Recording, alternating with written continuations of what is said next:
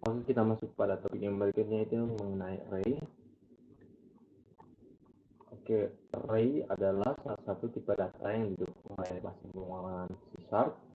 Lalu array biasa digunakan untuk menyimpan lebih dari satu data ke dalam variabel yang memiliki tipe data yang sama. Setiap nilai dalam array diberi pengenal yaitu indeks, sehingga dapat mengakses nilainya hanya dengan menggunakan indeks itu saja. Array juga bisa dibuat menjadi multidimensi. Lalu untuk pendeklarasian array terdapat 3 cara, yaitu dideklarasikan dengan menggunakan kurung siku. Array dapat dideklarasikan menggunakan keyword new, lalu menggunakan keyword new sekalian dengan nilainya. Langsung kita demokan cara pembuatannya. Kita buka Visual Studio Code-nya, Visual Studio-nya. Oke. Sini kita mau buat cara yang pertama, yaitu menggunakan keyword, menggunakan kurung siku. Saya ingin kita integer yang berarray array dengan nama array integer. Nah, ini cara satu. Lalu ada berikutnya cara 2. Cara 2, kita bisa menggunakan keyword new dengan tipe datanya beserta besar size of array-nya. Kita bisa buat juga string array hobi sama dengan new string dengan lebar 10. Nah, seperti ini. Lalu berikutnya ini secara cara 2 yang menggunakan keyword new. Lalu ada cara ketiga itu dengan menggunakan sama seperti string tapi langsung dengan nilainya. Jadi string rate of put new string, besarnya bisa diisi, bisa juga tidak. Kali ini saya tidak isi ukuran lebar array-nya. Di sini saya bisa tuliskan ya sama. Nah, seperti ini. Kita lihat lokasi kemana. Berikut 3 cara untuk menggunakan mendeklarasikan array. Lalu bagaimana caranya kita untuk mengakses nilai dari array, nilai dari setiap array itu? Nah, pertama kita cara mengubah nilai array-nya. Array pertama itu kita panggil variabel array-nya tadi, lalu kita pilih indeks. Jadi seperti yang disebutkan tadi, setiap nilai dalam array memiliki pengenal yang unik, yaitu indeks. Lalu indeks itu dimulai dari 0. Jadi kita bisa panggil indeks. Kalau dari sini kita lihat indeks chicken itu 0, lalu indeks somai itu 1. Kita ingin mengubah nilai dari somai, jadi kita masukkan indeksnya 1, lalu kita ubah jadi apa? Jadi bakso. Nah, ini. Lalu kemudian kita akan menampilkan nilainya dengan cara menampilkan nilainya di console. Kita akan console.writeLine. Kita bisa menggunakan konsep penyisipan string, namanya before changes, panggil put indeks ke 1 sebelum diubah indeks ke 1-nya. Lalu kita panggil setelah dia diubah, after changes. Oke. Kalau kita run, kita akan lihat hasilnya. Coba perlihatkan hasilnya di sini.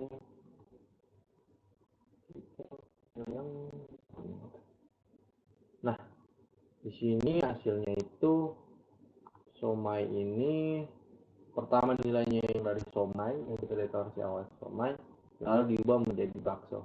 Jadi kita ubah tadi. Oke,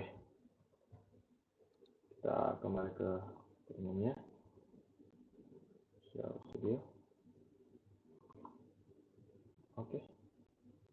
Nah, Nih, tadi kita masih di print, masih somai, tapi ketika kita ubah nilainya sudah menjadi bakso. Oke, begitu cara untuk mengubah nilai dari array. Nah, selanjutnya kita akan buka slide tadi. Oke, sini. Oke. Jadi kita sudah coba untuk membuat deklarasi dengan tiga cara. Ini kita akan mempelajari mengenai array multidimensi. Array multidimensi adalah array yang memiliki lebih dari satu atau dua dimensi. Biasanya array multidimensi digunakan untuk membuat matriks. Array dua dimensi direpresentasikan dengan sebuah tabel. Oke, kita akan cara membuat array multidimensi ini. Langsung saja kita buka koordinat yang tadi, kita pindah ke nya, ya, oke. Nah, ini kita akan coba.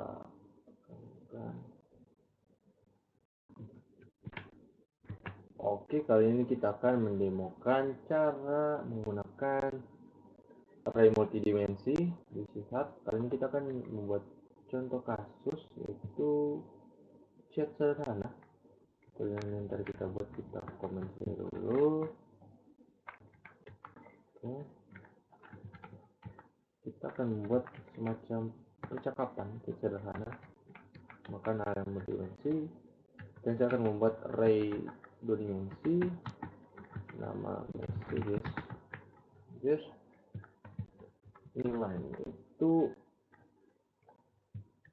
yang pertama ada nama pengirim dan pesannya.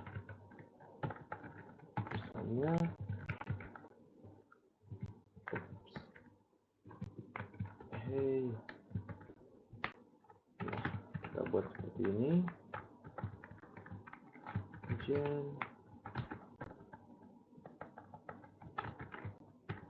ini juga, lalu yang terakhir lagi kita buat usernya dan messagesnya ini. Oke. Nah kali ini kita udah deklarasiin variabel message bertipe data string dengan array dua dimensi. Jadi kita lihat contohnya ini contoh percakapan sederhana menggunakan array dimensi. Lalu kita ingin menampilkannya di konsol. Dan cukup mudah. Pertama kita harus buat for bersarang agar kita dapat nilai dari si array dua dimensi ini. Pertama kita harus masuk ke kolomnya, lalu masuk ke barisnya. Oke, kita coba. Pertama saya mau ke for yang pertama ini kejar m sama dengan 0, m kurang dari 3, itu jumlah dari array-nya di sini. Atau kita bisa kurang dari messages length kurang ya. Nah, lalu nanti berikutnya kita bisa m plus teman. Nah, lalu berikutnya kita buat lagi satu perulangan untuk masuk ke dari kolom. Habis dari kolom kita harus masuk ke barisnya lagi. Salah, maksudnya dari baris dulu baru masuk ke kolom. Nah,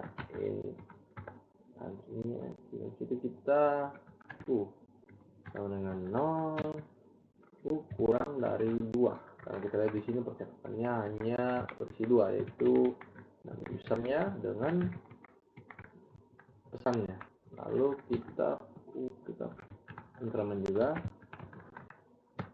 Nah, kita coba print read line, dimana yang kita print itu messages dengan indeks ke m atau baris ke m, kolom ke u.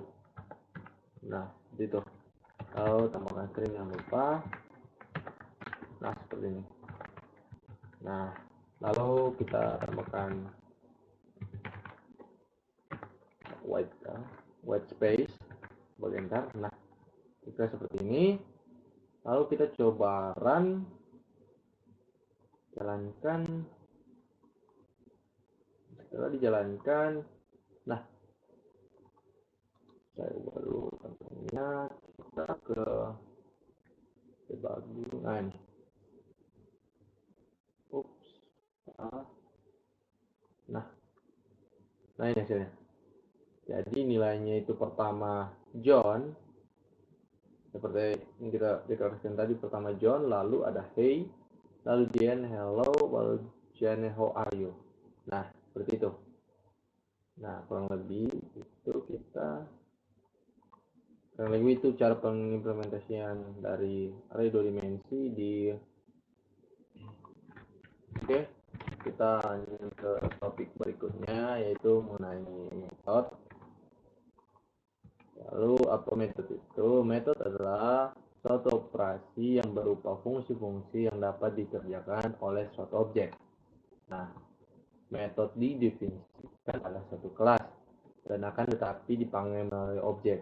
Jadi, setelah kelas dibuat, maka kelas akan diberikan instance, sehingga instance itu berupa objek.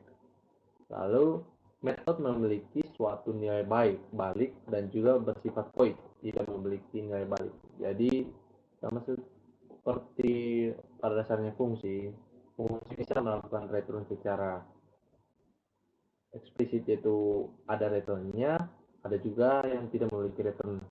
Nah, langsung saja kita akan demo bagaimana cara membuat metode di C#. Oke, teman-teman bisa buka Visual Studio-nya, Visual Studio. Nah, oke, lanjut. Oke, nah ini masih kosong ya. Kita kan pasti hanya muncul hello John. Nah, ini saya akan membuat satu metode yang dimana dia akan memberikan salam pada nilai yang dipasing ke parameter. Pertama itu, dalam membuat metode itu, yang pertama dilakukan itu akses modifiernya, karena ada beberapa akses modifier, itu bisa public yang bisa diakses semua orang, ada private, ini hanya bisa digunakan oleh si kelas programming saja, tidak bisa dipakai dari luar. Dan kita menggunakan public. Lalu di sini kita nentuin kembaliannya, apakah perlu ada return atau tidak. Kalau kita terus di sini void, berarti metode yang kita buat tidak membutuhkan return, tetapi kita tulis secara eksplisit string di sini, berarti metode yang kita buat akan mengembalikan nilai bertipe data string. Tadi kita hanya void saja. Lalu nama functionnya yaitu say hello. Lalu dalam sini kita passing buat satu parameter. Pertama itu tipe datanya, lalu nama parameternya. Lalu kita di sini kita bisa buat console.writeLine kita tulis dulu hello, kita gabung sepertinya. Nah, fungsi kita udah buat fungsi metode dari say hello. Lalu seperti dibilang tadi, untuk membuat suatu metode kita harus membuatnya menjadi objek. Kelas itu harus menjadi objek dulu. Nah, caranya itu udah, pertama kita buat satu instance, makanya nah kalau hasilnya itu nah seperti ini, yang dia panggil itu si John ya. Jadi sesuai dengan nilai yang kita pasang tadi, hello John. Nah, seperti itu cara membuat suatu parameter, membuat suatu metode di dalam kelas. Nah, saya buka kembali kita pemrograman. Oke. Lalu pembahasan berikutnya kita akan mengenal satu metode yang bernama recursive method. Oke, apa sih itu recursive method? Yaitu recursive method adalah suatu metode yang digunakan untuk memanggil dirinya sendiri. Jadi metode itu dibuat di dalam lingkupan si kelas, dalam kelas yang sama, lalu si kelas akan memanggil metode itu secara manggil dirinya sendiri lah. Jadi metode itu kan dipanggil, meskipun metode itu tidak ada di dalam kelas tersebut. Nah, untuk menghentikan recursive method ini perlu ada state atau kondisi yang berguna untuk memberhentikan pemanggilan dirinya sendiri. Oke, langsung saja kita lakukan demonya saja. Cara kita buka kembali Visual Studio Code-nya, Visual Studio. Nah,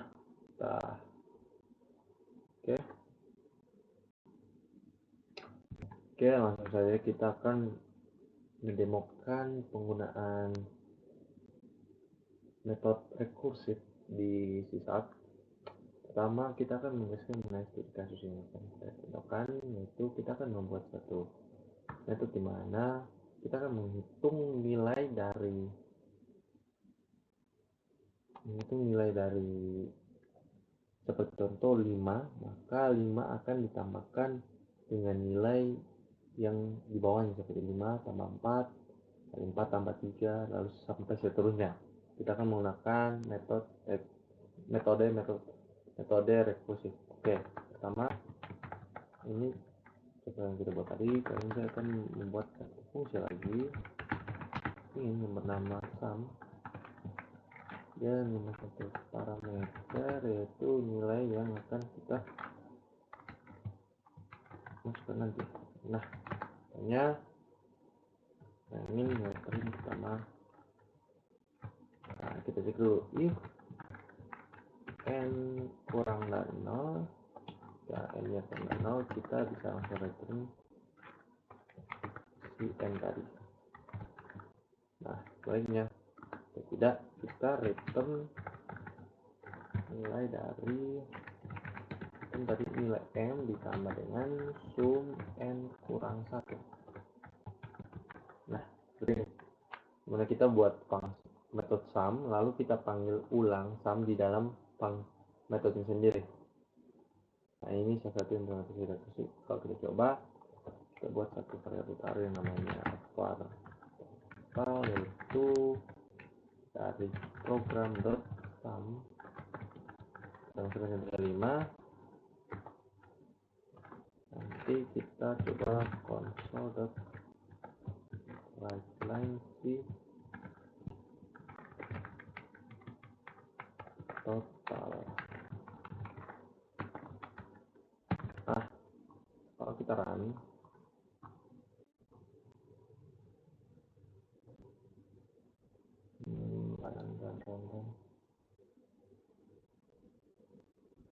nah, kalau saya perlihatkan, nah seperti ini, dimana halo John, lalu dia ngeprint 14 itu hasil dari metode tadi, dimana 5 tambah 4 9, 9 tambah 3 itu 12, 9 tambah 3 itu 12,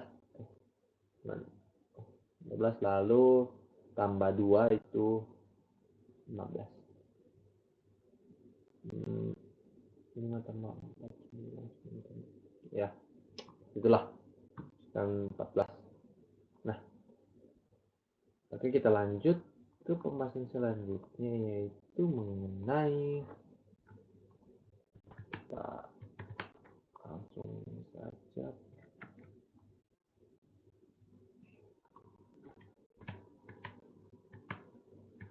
kita akan bahas mengenai ya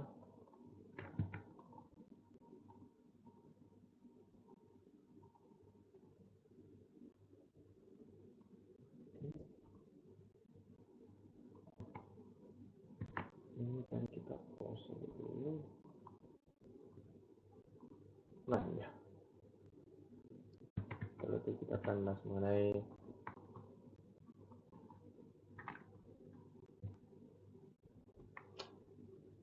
passing parameter. Nah, untuk mengirim parameter ke suatu metode bisa dilakukan dengan dua cara, yaitu passing by value dan passing by reference. Nah, Apa sih passing by value? Passing by value adalah cara kita menyalin nilai variabel dari dalam memori. Perubahan yang dilakukan pada passing by value tidak akan berdampak pada nilai dari memori. Jadi ketika kita mempas sebuah value ke dalam satu parameter hanya secara value saja, maka ketika kita mengubahnya dalam satu metode atau function itu, nilainya tidak akan berdampak pada nilai yang tersimpan di dalam memori, akan tetapi hanya akan tersimpan pada memori, hanya akan tersimpan di metode itu saja. Akan tetapi kalau kita menggunakan passing by reference, adalah cara kita mencari alamat memori variabel sehingga perubahan yang dilakukan akan berdampak pada nilai dalam memori. Jadi ketika kita membuat metode, lalu yang kita passing ke dalam metode itu adalah nilai dari referensi variabel, maka nilai saat kita mengubah nilainya di dalam metode itu akan berdampak pada memori, nilai dalam memori itu, karena yang kita passing ke dalam itu adalah alamat memori dari variabel tersebut. Nah, kita akan mencoba mendemokan cara passing parameter ini. Oke, kita bisa buka si Visual Studio kita.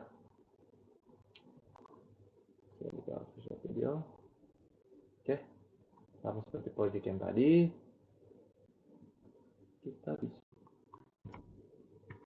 Oke, kali ini kita akan mendemokan cara menggunakan passing by value dan passing by reference. Oke, seperti kasus yang kita akan contohkan di sini, saya akan mengubah nama pada global variable, membuat dua metode, yang dimana kedua metode ini, yang satu menggunakan passing by value, lalu yang satunya passing by reference, dimana kedua metode ini akan mengubah nilai dari variabel global yang kita akan definisikan pada main function. Oke. Maksud saya kali ini saya akan membuat dua metode. Pertama itu public void si change function method change name by value. Oke, kita lihat. Nah, yang kedua itu by ref. Nah, di sini kita akan menggunakan by value, dimana kita menerima string dengan name. Nah, untuk mempassing value menggunakan reference, kita memerlukan keyword yang diawali dengan ref, lalu tipe data, diikuti dengan nama parameternya. Nah, karena kita melakukan begini, lalu berarti parameter yang diterima di sini yaitu alamat memori dari variabel yang kita kirim tadi. Nah, jadi di sini kalau saya ubah name sama dengan no.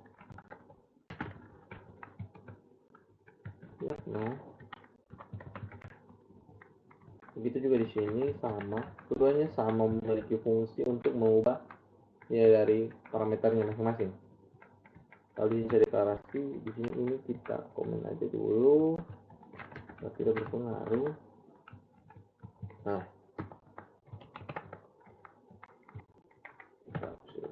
nah di sini kita panggil pertama itu change, kita panggil program. Nah, kita buat variabel yang namanya name, dimana yang pertama itu tidak namanya John. Nah, kalau kita panggil metode change by value dulu. Nah, kalau kita passing name. Nah, kalau kita console.writeLine, kita print nilainya, kita call change name by value, menghasilkan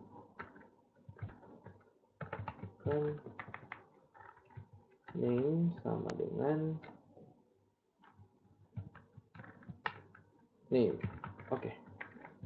Nah, lalu yang berikutnya kita kopas saja ini.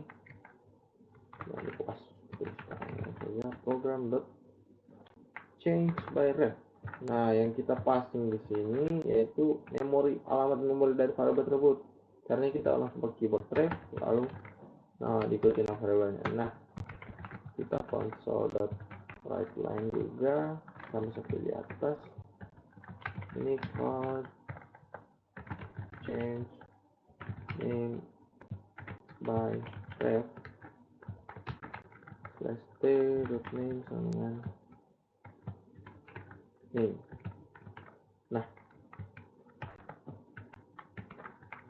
Nah, kita akan lihat perbedaannya ketika kedua metode ini dipanggil, apa yang akan terjadi.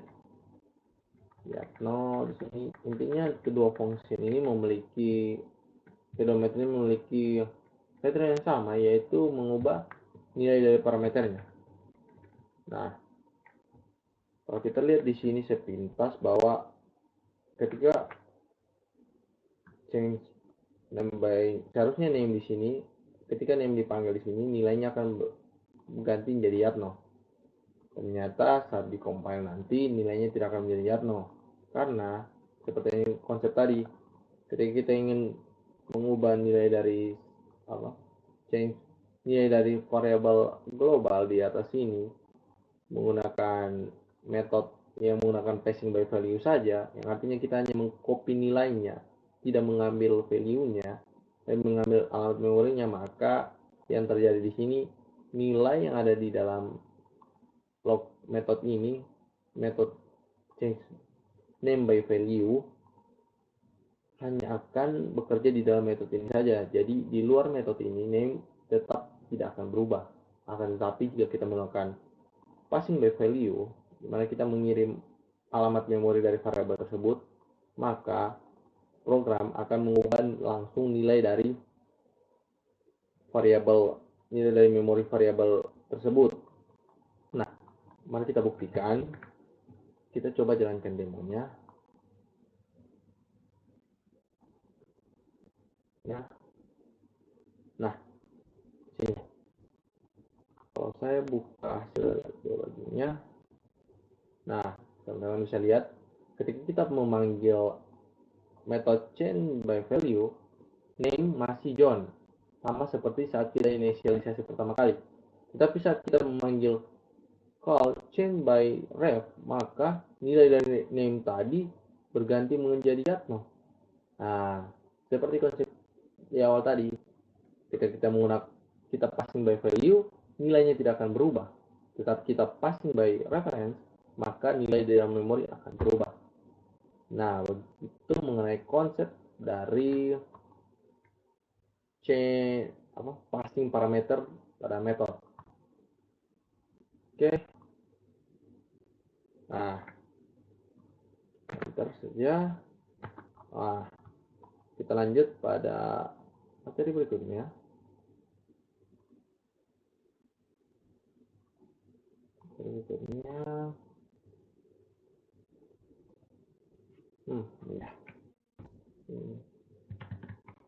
Ya. Nah, materi berikutnya itu mengenai struktur di formulasi C#. Oke, kali ini kita akan membahas mengenai materi berikutnya, itu mengenai struktur. Tentu saja, apa itu struktur? Struktur adalah tipe data yang bertipe value. Jadi di C# ada tipe data yang bertipe value. Lalu pendeklarasian struct menggunakan keyword struct.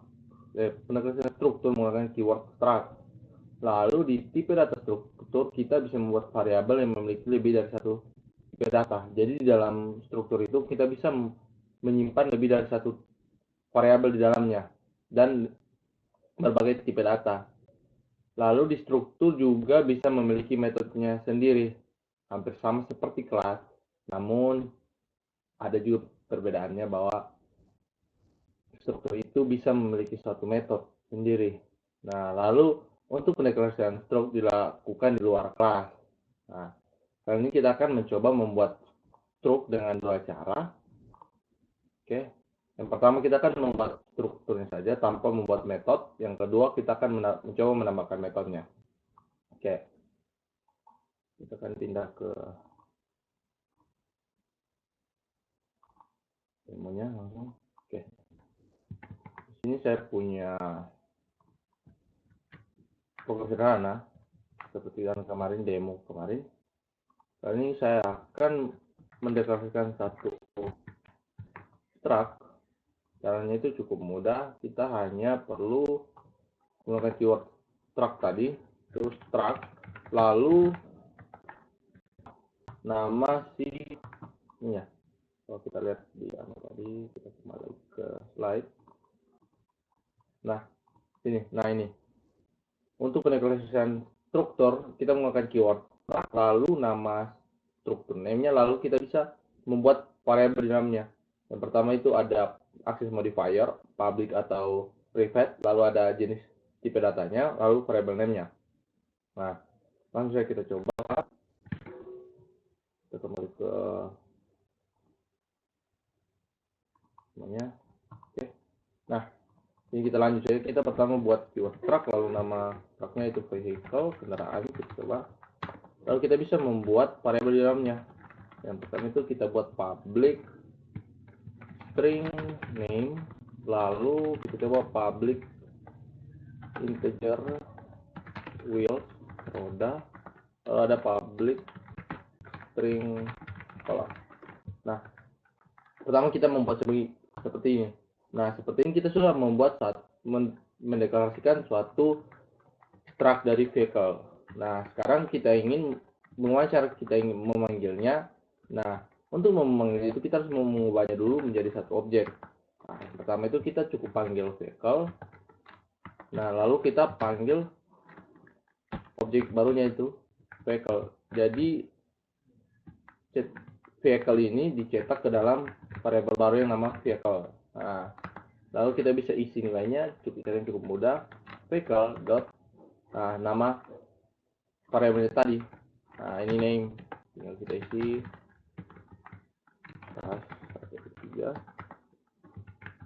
Lalu ada vehicle dot wheels. Jangan kita pakai huruf besar semua. Wheels, lalu ini roda 4, lalu vehicle dot color dengan red. Nah, seperti ini. Nah, seperti ini kita sudah melakukan deklarasi si vehicle menjadi objek. Lalu dari sini objek sini kita akses nilainya atau kita tambah nilainya, kita akses value struct. Nah, di sini kita sudah mengubah nilai dari struct. Yang di atas ini kita deklarasi awal, deklarasi state awal state. Nah, selanjutnya kita ingin mencoba menempelkan si nilai struk ke terminal. Saat kita caranya cukup mudah, kita panggil saya console.writeLine. Kita pakai punishment string, karena punishment string itu kita langsung saja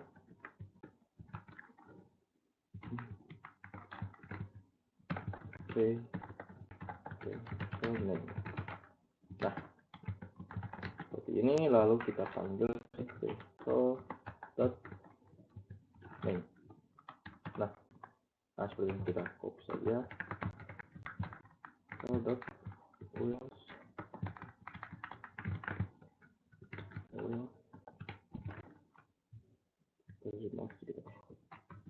wheels lalu vehicle dot ini color. Nah, seperti ini. Jangan lupa console.writeLine.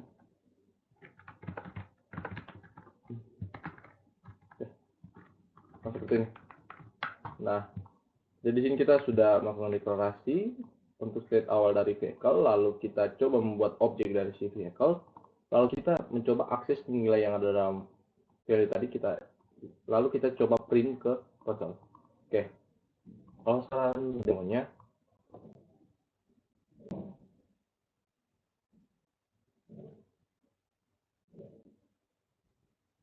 nah kalau saya perlihatkan hasil debugnya,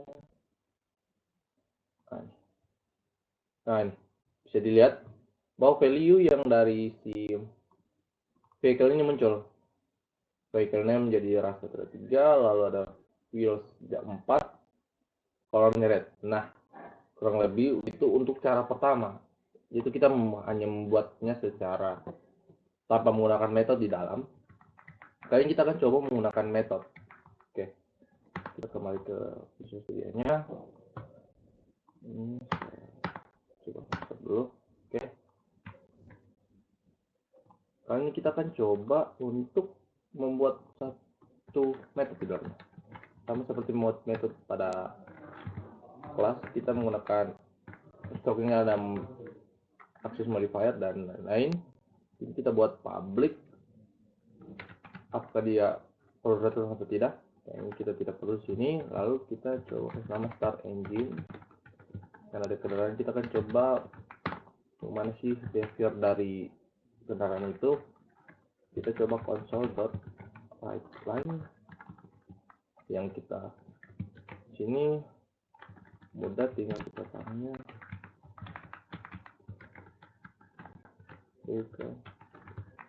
vehicle name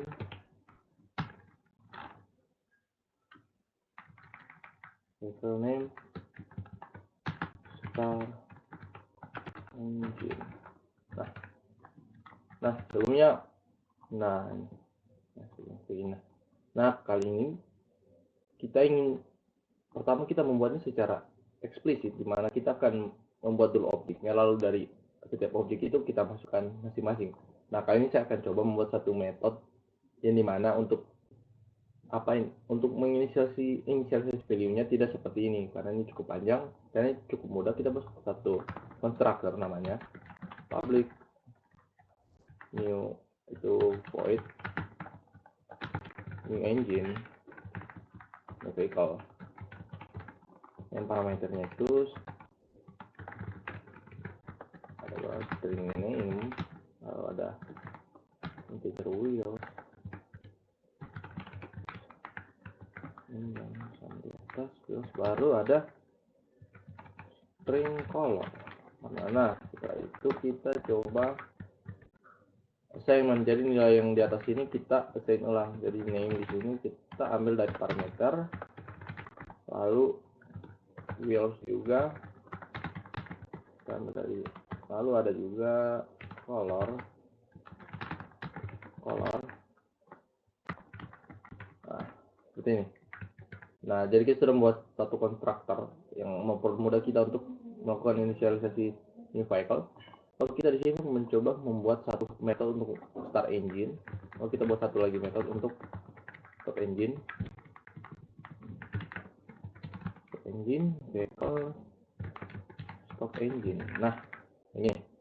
Nah lalu bagaimana cara kita menggunakannya?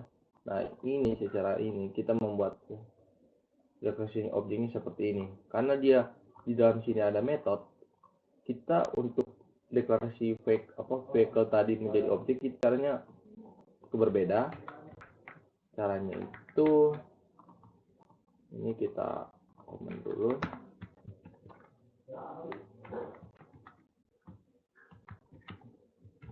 Nah kita komen dulu terus nama di sini. Ini cara satu, kita akan coba cara dua. Nah kita akan coba melakukan deklarasi struktur vehicle menjadi objek. Itu kita panggil vehicle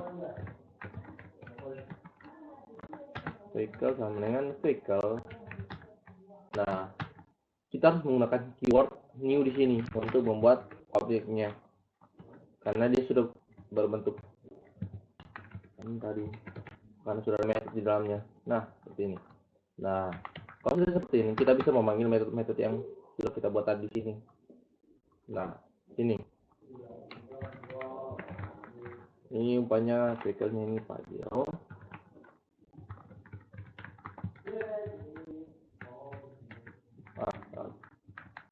Vehicle 1.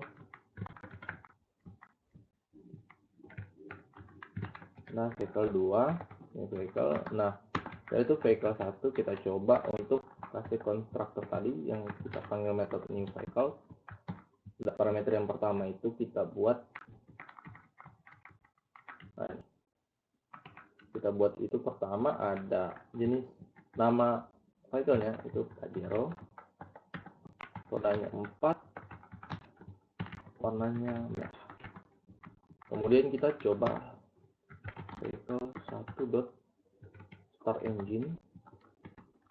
Nah, lalu kita tambah lagi panggil metode sebelumnya stop engine. Nah, seperti ini. Lalu juga vehicle 2 kita buatkan ini kontaktornya juga, ini vehicle ini, terus 4 warnanya blue.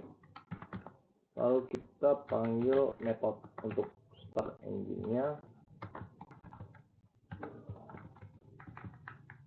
2 stop engine. Nah, seperti ini. Kita sudah membuat metodenya tadi. Kita sudah coba membuat objeknya di sini. Ada di sini 2 objek. Kita akan coba tes run. Namanya link. Nah, kalau kita lihat capture mengenai, kalau kita lihat di ini, jadi kita inisialisasi vehicle pertama itu dengan nama Pajero. Lalu Pajero dipanggil start engine, jalan start engine-nya. Lalu vehicle kedua dipanggil metode kedua itu untuk start engine, maka vehicle Pajero dipanggil stop engine. Lalu begini juga, juga seperti itu. Nah,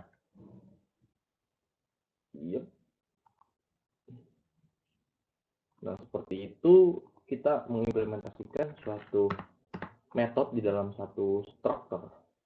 Nah, kita bukanya, kita kembali ke halaman. Nah, itu. Selanjutnya kita akan membahas mengenai value type dan reference type. Oke, kita melanjut ke materi berikutnya, itu yang mengenai value type dan reference type di C#. Kali ini kita akan membahas konsep memori. Di memori terdapat berbagai bagian, termasuk heap dan stack. Nah, stack berguna untuk menyimpan status jalannya program dan lokal variabel. Nah, jadi setiap nilai yang kita deklarasikan di dalam satu program yang berada di lokal, maka akan disimpan ke dalam stack. Lalu kemudian ada heap yang berguna untuk menyimpan data yang dapat diakses kapanpun dari manapun.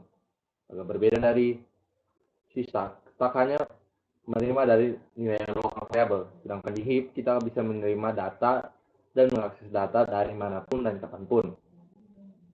Lalu kemudian ada CLR, atau ini bisa dibilang .NET Runtime, yang berguna untuk memanajemen memori dari heap ini dan membersihkan memori yang tidak digunakan lagi dengan garbage collector. Jadi setiap memori ketika memori itu tidak digunakan, maka memori itu akan dibersihkan dengan menggunakan garbage collector. Oke, itu sedikit mengenai konsep memori. Kali ini kita membahas mengenai value type. Kelompok tipe data value secara tidak langsung menyimpan datanya ke variabel stack. Jadi setiap nilai yang berjenis value type, maka akan disimpan di dalam bagian stack di memori. Nah, lalu ketika value type variable ditugaskan, maka nilai dari variabel tersebut hanya akan menyalin nilainya saja. Jadi saat kita mendeklarasikan suatu tipe data yang berjenis value type, maka nilai yang kita taruh di memori itu hanya kan kita salin saja. Nah, lalu ada beberapa tipe data yang berbentuk value type, yaitu ada boolean, ada float, ada integer, double, struct, dan lain-lain. Nah, kita akan lihat sedikit arsitekturnya. Nah, seperti ini contohnya. Kita membuat satu variabel, yaitu int 60. Lalu ini RAM. Di RAM sini, nilai dari si, kalau kita bisa bilang ini adalah stack, di mana nilai dari variabel ini langsung diisi dengan nilainya. Nanti akan ada sedikit perbedaan di reference type. Karena jika kita hanya membuat begini, maka nilai yang ketika kita menggunakan value type, yang disalin hanya akan nilai ininya saja, bukan nilai memorinya ini. Nah, itu mengenai value type. Oke. Kalau kita next, nah kita akan membahas mengenai reference type. Reference type adalah kelompok tipe data yang menyimpan datanya ke suatu lokasi di heap. Jadi di reference type nilainya disimpan di dalam bagian heap dan referensinya disimpan di stack. Nah, jadi nanti kalau dilihat dari anunya di memori nanti di heap ada nilai dari suatu reference type, lalu di stack ada juga nilai untuk referensi ke tipe data yang ada di heap tadi. Nah, kalau kita baca lagi, ketika reference type variabel ditugaskan, maka nilai dari variabel tersebut hanya akan menyalin alamat memorinya saja. Jadi, nilai yang ada di dalam si variabel reference hanya akan menyalin alamat memorinya saja, bukan nilainya saja, alamat memori. Lalu, apa sih data yang berbentuk reference type? Itu ada string dan array. Kalau kita lihat ilustrasi arsitekturnya ya seperti ini. Kita mencoba membuat sebuah string n, oke. Lalu ini adalah bagian dari stack. Ini stack, bagian stack, di mana nilai yang disimpan pada alamat memori ini hanya alamat memori yang ada di heap. Nah, ini heap, bagian heap. Nah, nanti setelah dipanggil dari alamat memorinya ke bagian heap, maka nilainya baru diperlihatkan. Nah, seperti itu. Nah, kalau mau lihat lagi arsitektur seperti ini, di stack itu value type. Nah, lalu di heap itu ada reference type. Namun untuk memanggil nilainya kita harus taruh dia ke stack, tapi di stack ini bukan langsung nilainya dari reference type, melainkan alamat memori dari si reference type di heap. Nah, seperti itu. Oke. Kira itu untuk materi mengenai dasar pemrograman C# di Visual Studio. Kurang dan lebihnya kami ucapkan terima kasih. Oke, sekian.